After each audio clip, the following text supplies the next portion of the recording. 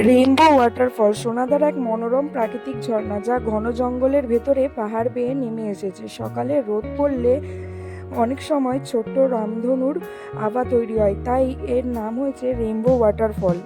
অনেকেই পাহাড়ি ঝর্ণার খোঁজ করেন, তাই আমি বলবো এখানে আসলে আপনারা হতাশ হবেন না। আর রয়েছে দিগন্ত বিস্তৃত চা বাগান, যেখানে দাঁড়ালে আপনার মন প্রাণ একেবারে শান্ত হয়ে যাবে। আর রয়েছে পাহাড়ি জনপদের নিস্তব্ধতার মাঝে দাঁড়িয়ে আছে সারি সারি পাইন গাছ। সূর্যের আলো যখন পাইন পাতার ফাঁক গলে মাটিতে পড়ে, তখন সারা বনভূমি ভরে ওঠে ছায়া আলো খেলার মায়ায়।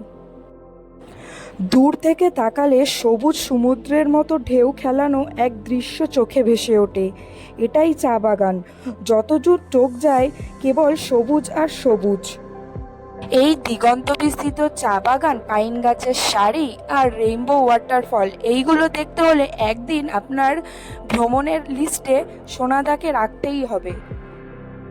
দার্জিলিং যাওয়ার পথেই সোনাদা পড়ে, অনেকেই এই সোনাদাকে স্কিপ করে দার্জিলিং যায়। তাই আমি বলবো, যদি এরকম নিস্তব্ধতা প্রকৃতির মাঝে থাকতে চান, তাহলে এই সোনাদায় একবার অবশ্যই আসুন। কিভাবে আসবেন আমার বড় ভিডিওতে ফুল ডিটেলস দেওয়া আছে।